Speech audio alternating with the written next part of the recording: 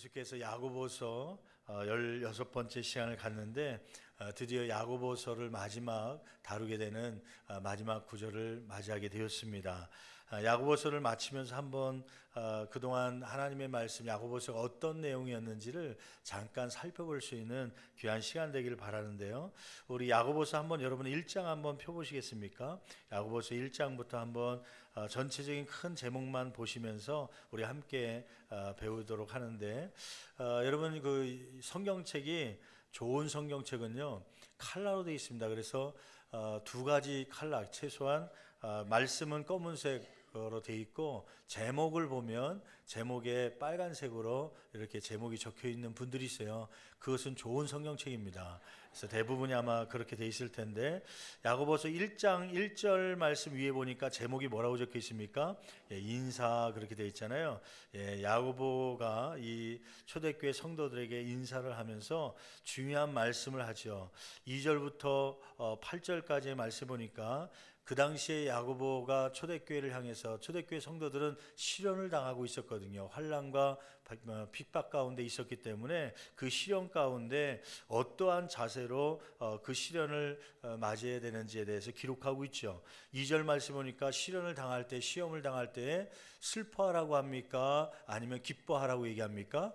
기뻐하라고 얘기하죠. 이러한 시련은 어떠한 목적을 갖고 있기 때문에 그래요. 믿음을 성장시키고 성숙시키려고 하는 그러한 목적이 있기 때문에 오히려 기쁘게 여기라고 말씀하죠. 그러면서 3절 4절 말씀 보니까 인내하라. 시련을 당할 때 인내해야 된다. 또 5절부터 8절 말씀 보니까 기도해야 된다. 그러한 말씀으로 권면하고 있는 것이죠.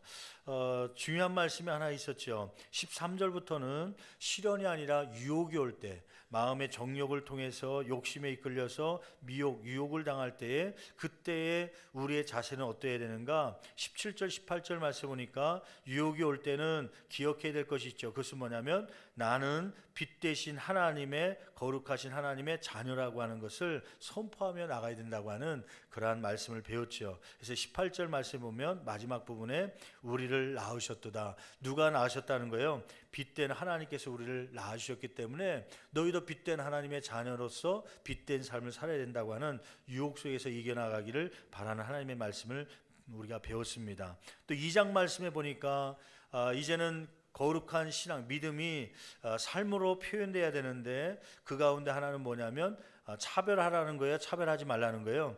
사람을 차별하여 대하지 말라는 것이죠. 부의 높낮이 때문에 혹은 학식의 높낮이 때문에 사람을 차별하지 않는 것이 성도가 마땅히 가져야 될 자세라는 것을 말씀하고 있습니다.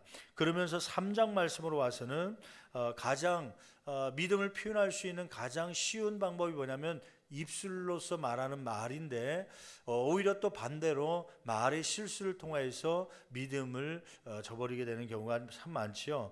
3장 말씀에서는 말에 무엇이 없도록 하라는 거예요. 실수가 없도록 하라고 하는 것이죠. 그래서 이 입에 재갈을 물려라. 말이 재갈을 물렸듯이 성령의 재갈을 물리라고. 그러나 8절 말씀 보니까 형은 능히 길들일 사람이 있다는 거예요, 없다는 거예요? 없기 때문에 성령의 도우심을 받아야 된다고 하는 말씀이죠. 그러면서 4장 말씀에 와서는 4장 말씀에 너희가 얻지 못함은 구하지 아니하기 때문이다. 또 구하여도 얻지 못함은 무엇으로 쓰려고 잘못 구하기 때문이라는 거예요. 정욕으로 쓰려고 잘못 구하기 때문에 너희가 얻지 못하고 있다라는 것을 말씀하고 있죠. 그러면서 4장 11절부터 17절 말씀에는 제목이 뭐라고 적혀 있습니까? 서로 뭐하지 말라? 비방하지 말라. 형제들끼리 비방하지 말라. 그러한 경고의 말씀을 주시죠. 5장 말씀에 들어와서는 부한 사람들에 대한 경고를 가지고 있습니다. 크리스찬의 물질관에 대해서 우리가 함께 보았는데 물질을 쌓아놓아서는 되지 않는다. 물론 쌓아놓는다고 해서 죄가 되는 것은 아니지만 그 쌓는 방법에 있어서 추수한 품꾼들, 근로자들의 품꾼을 착취해가면서 물질을 쌓았다면 하나님의 심판을 받게 될 것이라고 하는 말씀이죠. 그리고 이 물질을 버는 것에 그 목적을 두지 말고 올바르게 사용하는 것에 목적을 둬야 된다는 것을 우리가 함께 살펴보았습니다. 그러면서 지난주 말씀에 보니까 13절부터 18절 말씀에 보면 특히 13절 말씀에는 신앙생활의 기본에 대해서 말씀을 나눴지요. 고난 당하는 자는 무엇을 하라고 말씀하고 있습니까? 기도하라. 또 즐거움을 당한 자들은 무엇을 하라는 거예요? 찬송해야 된다. 감사와 찬송을 해야 된다라고 하는 말씀이죠. 그러면서 14절부터는 질병 속에 병 중에 있을 경우에 성도들의 자세에 대해서 기록하고 있었습니다. 누구를 청하라고 하는 거예요? 교회의 장로님들, 목회자나 혹은 신앙의 연장자들을 청하여서 기도를 받으라고 하는 것이죠. 또 청함을 받은 장로들, 목회자들은 어떻게 하라는 거예요? 15절 말씀 보니까 믿음으로 뭐 하라는 거예요? 기도해 주라는 것이죠. 왜 그렇습니까? 믿음의 기도는 병든 자를 구원하게 되고 주께서 그 기도를 통하여 그를 일으켜 세워주실 것이라고 하는 약속의 말씀이 있기 때문에 기도하라는 것이죠. 16절 말씀 보니까 의인의 간구는 역사하는 힘이 큼이니라. 그런 말씀을 우리가 함께 나눴습니다. 오늘은 야고보서의 제일 마지막 5장 19절 20절 말씀을 통하여서 전체적인 주제 19절 20절에 한 단어로 얘기한다면 뭐냐면 진리를 떠난 자를 돌아서게 하라고 하는 귀한 말씀입니다.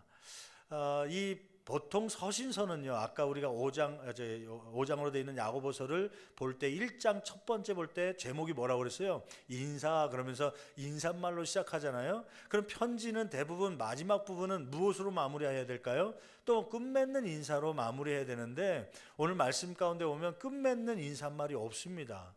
단지 권면 하나를 중요하게 하고 있죠. 그것은 뭐냐면 진리를 떠난 자를 돌아서게 해야 된다고 하는 중요한 말씀, 권면의 말씀으로 이 서신서를 마무리하고 있어요. 그만큼 인사보다도, 그만큼 축복보다도 더 중요한 사건이 있었기 때문이죠. 그것은 공동체 안에 예수 그리스도를 믿기로 작정했다가 진리를 떠나는, 예수 그리스도의 복음에 위해서 떠나버리는, 교회를 떠나는 사람들이 있었기 때문에 그들을 다시 돌아오게 하는 것이 시급했기 때문에 그것을 권면하고 있는 야고보의 모습을 보게 됩니다. 오늘 말씀을 통하여서 진리를 떠난 자를 돌아오게 하려면 무엇이 필요한지에 대해서 또 우리가 함께 살펴보면서 피차 은혜 받는 귀한 시간 되기를 간절히 축원합니다. 먼저 진리를 떠난 사람을 돌아서게 하기 위해서 필요한 것은 무엇입니까? 오늘 본 말씀을 통해 크게 세 가지를 함께 나누기 원하는데, 첫째는 19절 말씀에 보면 진리를 떠난 사람을 돌아서게 하는 것도 성도에게 주어진 사명임을 알아야 귀한 사명을 감당하게 될 줄 믿습니다. 한번 19절 말씀 같이 한 목소리로 봉독합니다. 내 형제들아, 너희 중에 미혹되어 진리를 떠난 자를 누가 돌아서게 하면, 진리를 떠난 자들을 방치하고 그 사람들 그냥 내버려둬라, 그것이 아니라 그들 다시 진리 가운데 돌아서게 하는 것도 하나님께서 저와 여러분에게 주신 사명인 줄 믿습니다. 미혹이라는 게 뭐예요? 미혹이라는 것은 플라나오라는 단어를 쓰는데 옆길로 벗어나게 하다. 바른 길로 가야 되는데 옆길로 벗어나게 하는 게 미혹하다는 것이고, 이 세상 가운데는 우리가 진리 안에서 걸어가야 되는데 진리 안에 가지 못하도록 미혹하는 사람이 있다는 거예요, 없다는 거예요? 있다는 것이죠. 그런 사람들 조심하고 그렇게 미혹당한 사람들을 다시 진리 안으로 돌아설 수 있도록 도우라고 하는 것이죠. 오늘 말씀 본문에 전체적으로 얘기하는 한 부류가 있습니다. 그 부류는 뭐냐면 한마디로 얘기하면 사이비 이단입니다. 이단. 하나님의 말씀을 가르치는 것 같지만 그러나 정도를 가지 못하게 하고 옆길로 벗어나게 하는 그 이단들에 빠진 사람들을 다시 주님 앞으로 돌아서게 하는 것도 저와 여러분의 사명이라고 하는 말씀이죠. 여러분, 이단들 유혹하는 사람들이 참 많지요. 여러분, 이단들을 구별하는 방법들을 몇 번 알려드리기도 했는데, 여러분 신학적인 조직신학, 신학이 전문적으로 공부하지 않아서 잘 모르더라도 이러한 공통점이 있으면 저 사람 이단이다, 저 단체 이단이다, 그렇게 생각해도 좋을 듯 싶습니다. 5가지를 말씀할 텐데, 첫째는 성경 외에 추가로 덧붙인 것이 있는 단체, 그러한 사람들은 이단입니다. 예를 들면 몰몬교 같은 경우는 성경 말고도 무엇을 또 배우지요? 거기는 몰몬경이라는 게 또 있어요. 그래서 몰몬경을 성경과 동등하게 그 이상으로 여기는 경우가 있죠. 이렇게 이단들은 성경 말고도 다른 어떤 교주나 누가 계시를 받아서 적었다라고 하는 그러한 것들을 더 붙여서 이야기하는 데는 반드시 이단으로 여러분이 생각하면 되겠습니다. 두 번째는 삼위일체 하나님에 대한 관점이 다르다. 기독교에서는 삼위일체 하나님을 가르칠 때 성부, 성자, 성령 하나님은 한 하나님으로 이야기하지요. 그러나 세위가 있어서 세 가지 역할을 하는. 그런데 여러분 이 다른 이단들은요 이것을 잘못 전하는 경우가 있습니다. 특히 예수님에 대해서요. 예수님은 참다운 구원자가 아니다라고 이야기하는 단체들이 있습니다. 여러분 이단 가운데 요즘에 우리 주변에 많이 언급되고 있는 단체가 하나 있죠. 신천지라고 하는 이단입니다. 혹시 오늘 예배 가운데도 신천지에서 오신 분들이 있을지 모르겠습니다. 왜 신천지가 이단이냐면 여러분 신천지에서 가르치는 건 뭐냐면 예수님은 참다운 구원자가 아니라 누가 참다운 구원자를 만들어주게 되냐면 이만희 씨가 자기가 성령의 계시를 받아서 풀이된 그 예수 그리스도에 대한 계시를 받아야지만 구원받는다라고 잘못 가르치고 있는 것이죠. 더 구체적으로 얘기하면요, 신천지에서는 이만희 씨가 성령을 받은 곧 예수님께 들어갔던 성령이 예수님이 돌아가시면서 그 성령이 예수님께 떠났고 2000년 동안 하늘에 있다가 현대 시대에는 누구에게 그 성령이 들어왔다고 얘기하는 거예요? 이만희 씨에게 들어와서 이만희 씨가 그 성령이 말하는 계시를 말하므로 이제는 예수 그리스도가 아니라 이만희 씨가 말하는 계시를 받아야지만 그 성경 공부를 해야지만 구원을 받는다고 얘기하는, 어떻게 보면 이만희 씨를 보혜사 성령으로 이야기하는 잘못된 교리를 갖고 있죠. 그렇기 때문에 이단이 되는 것입니다. 세 번째는 이 자기만 구원, 자기 교회만 구원이 있다, 자기 이야기를 믿고 따라야지만 구원이 있다라고 이야기하는 특징들을 이단들이 갖고 있어요. 이만희 씨가 갖고 있는 성경 공부, 그 성경 공부 계시를 들어야지만 구원받을 수 있다, 그렇게 얘기하는 것이죠. 한번 제가 질문해 볼게요. 성경 어느 곳에 성경 공부 6주 과정을 하지 않으면 지옥에 간다 얘기가 있습니까? 한번 또 질문해 볼게요. 구원받은 강도 있잖아요. 예수님 옆에서 예수님을 인정함으로 마지막 순간에 구원받은 사람 있잖아요. 그 구원받은 강도는 6개월 동안의 성경 공부를 마치고 구원받았습니까? 아니면 죽음 바로 그 직전에 성경 공부하지 않았지만 구원받았습니까? 성경 공부하지 않았어도 구원받은 거예요. 근데 이 신천지에서는 이 이만희 씨가 가르치고 있는 그 계시를 배워야지만 구원받을 수 있다. 일반 목회자들도 그걸 모르기 때문에 이 이만희 씨에게 와서 공부해야지만 구원받을 수 있다라고 얘기합니다. 여러분 잘못된 이야기죠. 여러분 예수 그리스도 구체적으로 신학적으로 어떤 분인지 우리가 신학적으로 신성이 어떻고 인성이 어떻고 우리가 깨닫지 못할지라도 예수님께서 내 죄를 대신하여 십자가에 못 박혀 돌아가셨고 3일 만에 부활했다고 하는 그 사실을 믿기만 하면, 예수님은 나의 구원자입니다, 그 고백만 하기만 하면 구원받게 되는 줄 믿습니다. 더 구체적으로 그 예수님은 어떤 분인지를 알기 위해서 더 성경 공부를 할 수 있지만 그 성경 공부 자체가 구원받게 하는 것 아닙니다. 예수님을 구원자로 믿을 때에 구원받고 우리가 천국 시민이 되는 줄 믿습니다. 여러분 진리를 떠난 자, 이러한 복음 안에서 떠난 사람, 하나님의 뜻대로 행하지 않는 자들이 있음을 이야기하는 것이죠. 그 사람들 보고도 그냥 지나치면 마치 누가복음 10장에 나와 있는 제사장과 레위인처럼 강도 만난 사람이 거반 죽게 되어 있는데 그 사람을 보고 피하여 갔던 제사장과 레위인과 같은 그런 모습이 된다고 말씀하고 있는 것이죠. 여러분 또 말씀 가운데 두 번째 오늘 말씀을 통하여 깨닫는 것은 무엇입니까? 떠난 사람을 돌아서게 하는 것은 구속사역에 동참하는 중요한 일임을 알아야 우리가 이러한 진리 가운데 다시 벗어난 자를 돌아설 수 있도록 하게 될 줄 믿습니다. 한번 20절 말씀 같이 한 목소리로 봉독합니다. 너희가 알 것은 죄인을 미혹된 길에서 돌아서게 하는 자가 그의 영혼을 사망에서 구원할 것이며 허다한 죄를 덮을 것입니다. 여기서 우리가 깨달은 것이 있죠. 그것은 뭐냐면 미혹되어 진리를 벗어난 사람은 곧 죄인이라는 사실입니다.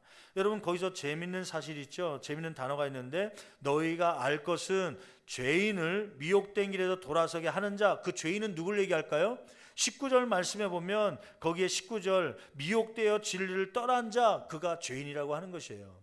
그런데 그러한 죄인조차도 죄인들은 사망에 있지만, 그러나 그 떠난 사람이 다시 그리스도에게로 돌아오면 사망에서 구원받게 되는 줄 믿습니다. 아멘.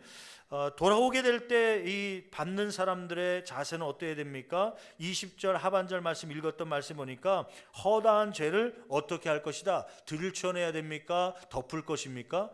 덮어줘야 된다고 하는 말씀이죠. 많은 사람들이요, 이단에 미혹되어서 떠난 사람들, 신천지에 갔다든지 하나님의 교회에 빠졌다든지 혹은 뭐 통일교회에 갔다든지 이단에 빠진 사람들이 나중에 깨닫고 보니까 그것이 진리가 아님을 알고 교회로 돌아오게 되면, 교회에 남아있던 성도들은 그 성도에 대해서 비난을 할까요? 아니면 친절하게 맞이할까요? 대부분의 교회들은 물론 친절하게 맞이해야 되지만 많은 사람들이 비난합니다. 어머머, 저 사람 지난번에 통일교 갔던 사람인데, 저 사람 지난번에 신천지 갔던 사람인데 조심해야 돼, 떨어져야 돼, 너 왜 왔니? 그러면서 밀쳐내는 그런 사람들이 있기 때문에 하나님께서는 진짜 돌이킨 사람이라면 그 사람들의 허다한 죄를 어떻게 해주라는 거예요? 덮어주라고 하는 말씀이죠. 저희 교회에 한 25년 정도 된 것 같아요. 92년도에 제가 이제 유년부를 맡고 있을 때 초등부 담당이셨던 전도사님이 계셨는데, 신학생이셨죠. 신학교 다니시면서 이제 저희 교회 교육전사님으로 오셨는데, 이분이 이단에 유혹이 되었습니다.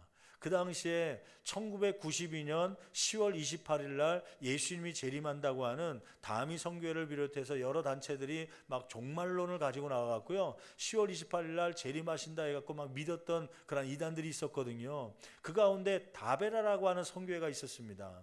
한 꼬마아이가 계시를 받아서 그 계시를 받았는데 10월 28일 날 예수님이 오신다고 해서 막 그 단체가 만들어지고 거기서 강조하는 것을 이분이 받았나 봐요. 그래서 이분이 철저하게 믿게 되었습니다. 어느 날 보니까 이야기를 듣는데 선생님 몇 분이 그 전사님이 인도한 대로 어떤 공동체에 갔다는 거예요. 근데 거기서 10월 28일 예수님 재림하니까 우리가 준비해야 된다고 막 가르치는 이단 집회에 선생님들을 끌고 간 겁니다. 그러더니 급기야 나중에는 이 전도사님이요, 티셔츠를 입고 주일날 나타난 거예요. 어떤 티셔츠냐면 10월 28일 예수님 재림한다고 휴거당할 준비하라고 막 적힌 티셔츠를 입고 이 주일날 온 거예요. 그러더니 담임 목사님과 면담한다고, 지금 이제 원로 목사님이신데 원로 목사님과 면담하겠다고 들어가더니 엉엉 눈물 흘려가면서 불쌍하다고, 원로 목사님 휴거 못 당할 것 같아갖고 이 신월동교회에 있는 성도들 다 못 당하니까 불쌍하다고 하면서 엉엉 울면서, 원로 목사님이 권면했죠. 그 10월 28일 날 물론 올 수 있지만 그 잘못된 것이기 때문에 이단에서 돌아서라. 그 시와 때는 성경에 기록되지 않았기 때문에 알고 있는 것이 잘못된 것이다. 그럼 돌아오라고 그랬는데 결국 돌아오지 못하고 그분이 떠나면서 눈물 흘리면서 나간 거예요. 나가면서 권면했죠. 혹시 1992년 10월 28일이 돼서도 예수님이 오지 않으면 다시 교회에 들어오십시오. 하던 신학 열심히 하십시오. 하던 신학을 중단하고 막 거기에 심취해 갖고 막 들어가 있으니까요. 전도사님이 이 이단에 빠진 겁니다. 결국 10월 28일 됐는데 예수님이 오셨어요, 안 오셨어요? 안 오시고 그대로 자기도 휴고도 안 되고 그냥 있거든요. 나중에는 잘못된 것을 깨닫고 그분이 돌아왔지요. 신학교에 다시 복학을 하고 신학을 졸업하고 또 전도사님 생활하다가 목사님 되고 지금 광주 지방에서 목회를 하고 있습니다. 트럼펫을 불기도 하고 여러 집회에 다니면서 이렇게 섬기고 있는데, 이분을 보게 되면요, 그때 생각이 나갔고요, 웃음이 나와요. 그때 막 눈물 흘리면서 원로 목사님 구원 못 받게 돼서 불쌍하다 그러면서 막 그러고 나갔던 모습들이요. 여러분, 그런 분들이 교회 안으로 다시 들어왔을 때 비난해야 됩니까? 아니요. 그들의 허다한 죄를 뭐 해주라는 거예요? 덮어주라고 하는 권면의 말씀이죠. 그래야 그들이 다시 진리 가운데 돌아서게 될 수 있다고 하는, 그 기회가 제공될 수 있다고 하는 귀한 말씀이죠. 이러한 말씀들이 저와 여러분의 삶 가운데 이루어지기를 간절히 축원합니다. 여러분, 오늘 말씀을 보면서 두 가지를 얘기하고 싶어요. 진리를 떠난 자를 돌아서게 하라. 이 말씀 가운데 핵심적인 1차적인 것은요, 이 복음, 성경에서 벗어난 그런 이단에 속해 있는 사람, 그 사람들을 대상으로 한 말씀이기도 합니다. 아까 얘기했던 대로 신천지나 하나님의 교회나 통일교나 이단들 단체로 들어갔던 사람들을 우리는 완전히 재버리고 저 사람은 구원 못 받을 거야 하고 배제시키는 것이 아니라 다시 돌아서게 하는 사명이 저와 여러분에게 있음을 기억하고 이 사명을 감당해야 된다는 권면의 말씀이죠. 근데 두 번째 또 한 가지 권면드리고 싶은 것이 있습니다. 그것은 뭐냐면, 진리를 떠난 자가 교회 바깥에만 있는가? 여러분 어떻게 생각하십니까? 물론 진리를 떠나서 교회 바깥에 이단들에 속한 사람들도 있지만 교회 안에서도 진리를 떠난 자가 있다고 하는 것이에요. 그 진리란 뭐냐면 하나님의 말씀이죠. 하나님의 말씀대로 살지 못하고 비진리 가운데 신앙생활하고 있는, 그러면서도 목사요, 그러면서도 장로요, 권사의 사명을 가지고 신앙생활하고 있는 저와 여러분의 모습들이 있을 수 있다고 하는 것이에요. 더 구체적으로 얘기해 볼까요? 그 진리를 떠난 자, 교회 안에 있지만 진리를 떠났다고 하는 것 중에 한 가지요. 여러분, 샤머니즘에 대해서 들어보셨습니까? 샤머니즘. 이 샤머니즘에 대해서 살펴보니까 이 샤먼이라고 하는 퉁구스족 언어로서 샤먼이라고 하는 것은 무당을 얘기할 때 혹은 주술사를 얘기할 때 샤먼이라고 불렀다고 그래요. 그래서 이제 무당, 주술 이런 것들을 이제 샤머니즘이라고 주로 부릅니다. 제가 책을 한 권 지난 주간에 읽으면서 박정근 목사님이 삶으로 드리는 믿음이라고 하는 책에 소개된 한 책이 또 한 가지가 있는데, 한국인의 문화적 문법이라고 하는 사회학자 정수복 씨가 쓴 책에 보면 한국인의 마음 가운데 깊숙하게 자리 잡고 있는 종교심, 그 종교심에 대해서 학문적으로 파헤친 책의 내용인데, 그 가운데 이 정수복 저자는 뭐라고 강조하고 있냐면, 우리 민족, 대한민국 민족 가운데 저변에는 한 가지 종교적 문화가 흐르고 있다. 그것은 뭐냐면 샤머니즘이라고 이야기하고 있어요. 샤머니즘.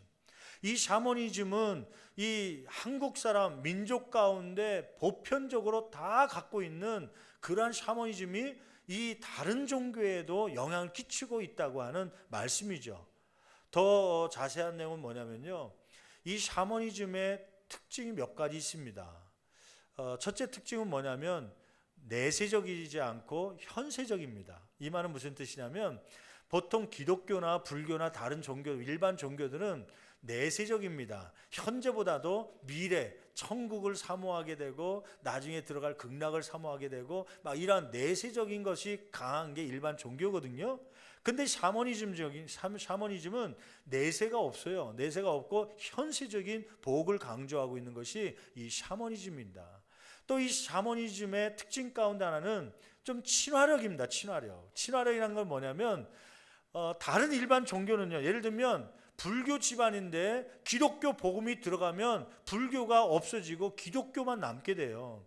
혹은 불교 집안인데 기독교 집안인데 불교가 들어가면 불교가 남고 기독교가 사라지는 것이 보편적인데, 이 샤머니즘은 특징이 친화력이라서요, 다른 종교와 같이 합해 있습니다. 속된 말로 짬뽕돼 있어요. 그래서 여러분, 유교라는 게 있습니다. 유교가 강조하는 것이 뭐냐면 제사인데, 왜 제사를 강조하죠? 제사를 통해서 무엇을 얻기 위한 거예요? 제사를 드리는, 유교에서 제사를 강조하는 이유는 조상들의 가르침이나 교훈들을 되새기기 위해서 이 제사를 드리는 것이었습니다. 근데 이 샤머니즘이 어디랑 결합됐냐면 유교에 들어와 갖고 없어진 것이 아니라 유교 안에 샤머니즘이 들어와서 유교가 변질되었죠. 어떻게 변질되냐면, 왜 제사를 드리죠? 요즘에는요, 제사를, 조상들을 잘 모셔야 무엇을 받을 수 있다는 거예요? 복을 받을 수 있다고 하는 잘못된 샤머니즘이 유교에 들어가서 변질되었습니다. 그래서 묘자리도 왜 잘 선정해야 되냐면 묘자리를 잘못해서 조상들 잘못 모시면 저주가 임하고 재앙이 임하고 잘 모시면 오히려 나와 내 자손에게 무엇이 임하기 때문에 복이 임할 것이라고 하는 샤머니즘적인 생각이 유교 안에 들어가서 유교를 변질시켜 놨다고 그래요. 이 샤머니즘이 유교뿐만 아니라 불교에도 들어왔다고 그래요. 불교. 원래 불교의 핵심은 뭐냐면요, 돌을 닦는 것입니다. 돌을 닦는. 그래서 불교에 들어간 사람은 뭐를 믿어요? 머리를 박박 밀고 그러고서 이제 돌을 닦기 위해서 산속에 들어가잖아요. 그 돌을 닦는 건 뭐냐면 깨달음을 얻는 것입니다. 깨달음을 얻으면 어느 이치에 가면은 그 사람이 부처가 될 수 있다. 그래서 그 깨달음을 얻기 위해서요, 막 그 여러 가지 돌을 닦기 위해서 산속에 들어가서 오랫동안 그 깨달음을 얻기 위해서 노력을 하지요. 성철 스님이라고 하는 분은, 그분은 산속에서 오랫동안 돌을 닦기 위해서 깨달음을 얻기 위해서 생활하는데 그가 죽기 9년 동안에는요 잠을 누워서 자지 않았답니다. 그냥 앉아서 잠을 자는데 하루 종일 기도하고요. 뭐 8시간 기도한 게 아니라 24시간 기도 생활하면서 잠을 잘 때도 앉아서 눈을 감고, 그래서 한 번도 9년 동안 등을 땅바닥에 대지 않고 그렇게 돌을 닦으면서 깨달음을 얻으려고요. 그래서 나중에 그가 마지막에 깨달은 것이 우리에게 알려지고 있지 않습니까?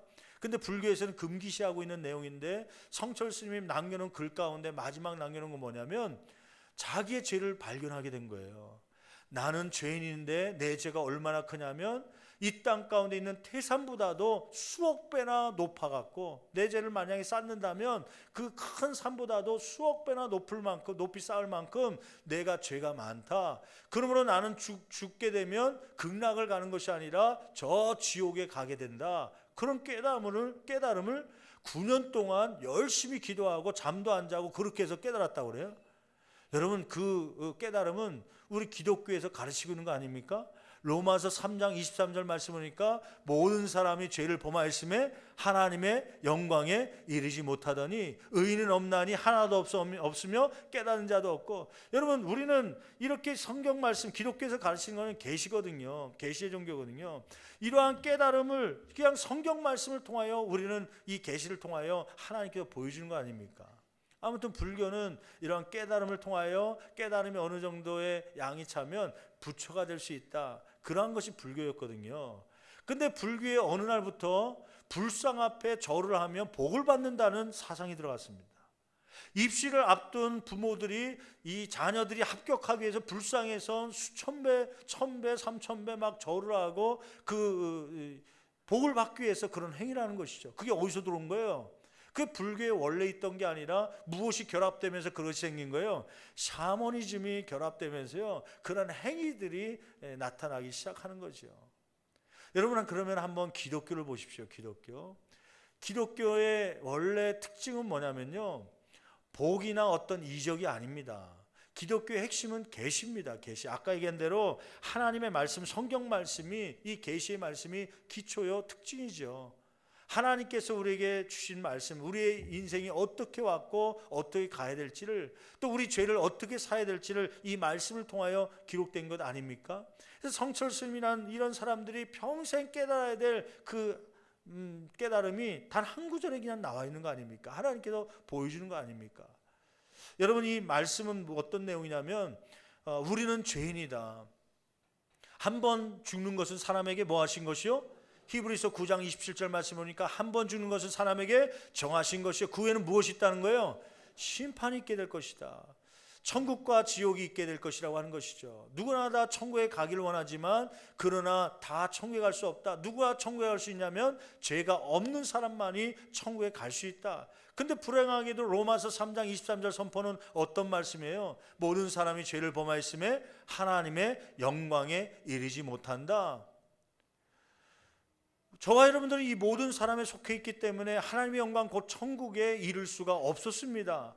그런데 감사하게도 요한복음 3장 16절 말씀 보니까 하나님이 세상을 이처럼 사랑하사 무엇을 주셨어요? 독생자 예수 그리스도를 주셨으니 이는 예수 그리스도를 믿는 자마다 멸망 지옥에 가지 않고 영생 천국에 이르게 하셨다라고 하는 것이죠.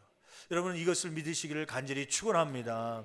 여러분 요한복음 14장 6절 말씀에 보니까 뭐라고 기록되어 있냐면 예수님께서 직접 살아가시면서 말씀하신 것이죠. 내가 곧 무엇이요? 길이요 진리요 생명이니 나로 말미암지 않고는 아버지께로 올 자가 없느니라. 천국에 가기 위해서, 하나님이 계신 천국에 가기 위해서 누구를 통해서 갈 수 있다는 거예요? 예수님을 통해서 갈 수 있다. 그래서 예수님이 내 죄를 대신하여 십자가에 못 박혀 돌아가신 유일한 방법이다.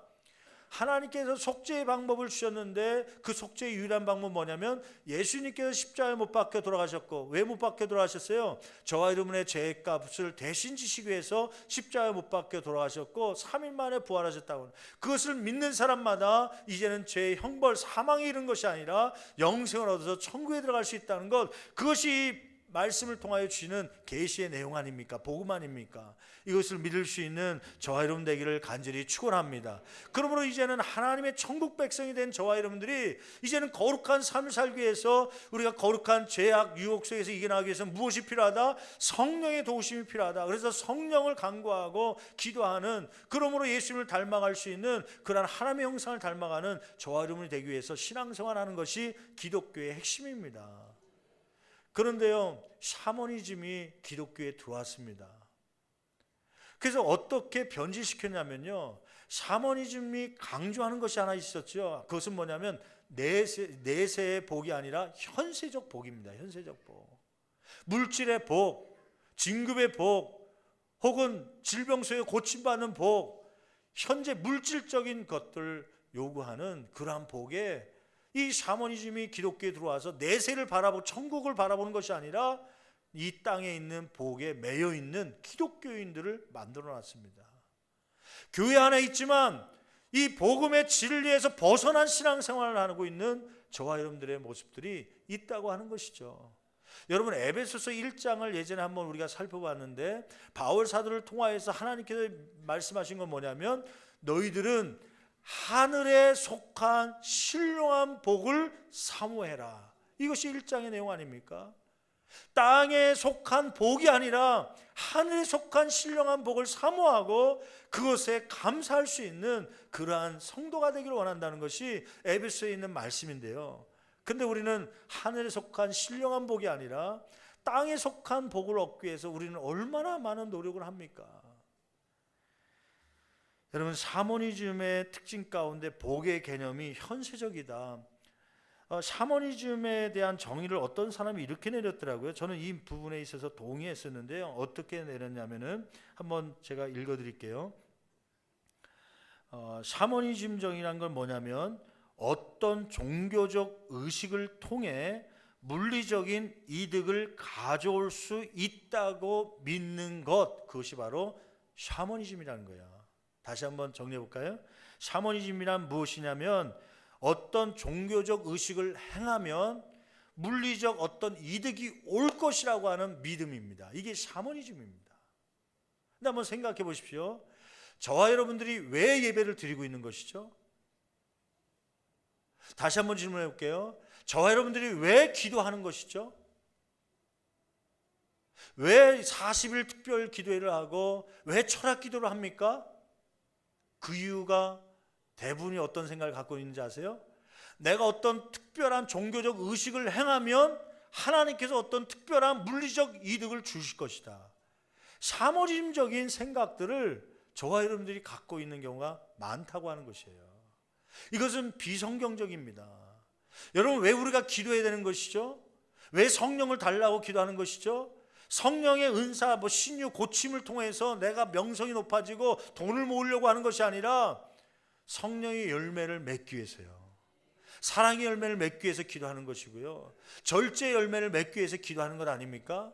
한마디로 얘기하면 하나님의 형상을 닮아갈 수 있는 거룩한 백성이 되기 위해서 우리가 기도하는 것 아닙니까? 근데 우리의 기도의 대부분은 거룩한 백성이 되기보다는요, 이 물리적 이득을 얻기 위한 기도가 많다고 하는 것이에요. 왜 100일 작정 기도를 합니까? 왜 40일 특별 기도를 작정하고 기도하지요? 왜 새벽 기도에 나옵니까? 복을 구하는 그러한 기도가 대부분이라고 하는 것입니다. 여러분 이러한 것은 진리를 벗어난 샤머니즘적인 그러한 요소가 우리 신앙생활 가운데 많이 들어와 있다는 증거이지요. 여러분, 성경은요 오히려 종교적 의식을 중요시 여기지 않습니다. 구약 성경에 보면 이스라엘 백성들이 소나 양을 막 주님 앞에 끌고 오지요. 제물로 쓰기 위해서요. 제사 드리기 위해서, 예배 드리기 위해서요. 근데 하나님의 마음은 슬퍼하셨어요. 한탄하셨어요. 이 이스라엘 백성들 보면서 눈물을 흘리셨습니다. 가증한 것들이라고 책망하셨습니다. 왜 그래요? 생활 가운데서는 고아나 과부를 돌보지 아니하고 약한 자를 돌보지 아니하고 종교적 의식에만 힘쓰고 있는 이스라엘 백성들을 가증한 것들이라고 책망하셨어요. 그러한 예배는 나는 받지 않겠다고 말씀하셨어요. 성경은 형식을 중요시 여기는 것이 아니라 생활을 중요시 여기는 겁니다. 야고보서는 무엇을 중요시 여기냐면 믿음, 마음의 상태만 중요시 여기는 것이 아니라 그것이 무엇으로 나타나야 된다는 거예요. 생활로서 나타나야 된다. 생활과 삶을 강조하고 있는 것 아닙니까? 여러분, 마지막 야고보를 통하여서 하나님께서 주시는 것은 뭐냐면 진리 가운데서 벗어난 사람들, 그 진리 가운데 벗어난 사람들이 저 교회 바깥에도 있지만은 이단에 미혹된 사람들도 있지만 교회 안에 있음에도 불구하고 진리에서 벗어난 성도들이 있다고 하는 것이에요. 그 사람들을 진리 안으로 다시 돌아서게 하라. 이것이 마지막 부탁입니다. 저와 여러분들이 그러한 신앙생활을 갖고 있다면 그 속에서 다시 돌아서게 하라는 것이죠. 여러분, 복, 샤머니즘의 생각으로 복 그러면 물질적인 복, 물질의 복, 어떤 질병에서 고침받는 것, 그걸 위해서 우리가 나오는 것이 아니라 그보다 더 중요한 것은 천국을 소유하는 하늘에 속한 신령한 복이 더 중요함을 깨닫는 저와 여러분 되기를 간절히 축원합니다. 이 땅의 삶 속에서 얻는 것들은 그렇게 중요한 게 아닙니다. 때로는 부수적으로 하나님께 주실 수 있지만 얻지 못할 수도 있습니다. 때로는 건강할 수도 있지만 병들어서 하나님 앞에 갈 수도 있습니다. 그럼에도 불구하고 우리가 기뻐하는 이유는 신령한 복이 주어졌기 때문에, 천국의 복이 주어졌기 때문에, 구원받음의 복이 주어졌기 때문에 그것으로 감사할 수 있는 저와 여러분 되기를 간절히 축원합니다. 여러분, 종교적 의식이 중요한 건 아닙니다. 예배 시간에 이렇게 1시간 나와서 열심히 헌금 드리고 예배 드렸다고 그것 때문에 복 받을 것이라고 생각하지 마십시오. 왜 한국교회가 지금 욕을 받고 왜 한국교회가 비판을 받습니까? 그러한 생각 속에 진리를 벗어난 신앙생활하는 사람들이 많기 때문에 그래요. 야고보서는 그것을 경고하고 있는 것입니다. 생활 속에 예배가 주어져야, 생활 속에 가난한 사람을 돕고 생활 속에 그 믿음을 가지고 고아와 과부를 돌보고 그러한 삶을 살아야, 그래야 생활 속에서 그 입술을 가지고 비난하지 아니하고 차별하지 아니하고 생활 속에서 여러 가지 시련을 당하지만 인내로서 기도하는 그러한 모습을 보일 때에 그것이 참다운 믿음이고 신앙이고, 그러한 신앙을 가져야 하나님이 기뻐하신다는 것이 오늘 말씀 가운데 있는 내용 아닙니까? 여러분, 이러한 신앙 가지고 남은 한 주간도 또 9월달 다가오는 한 달도 승리할 수 있는 저와 여러분 되기를 간절히 축원합니다.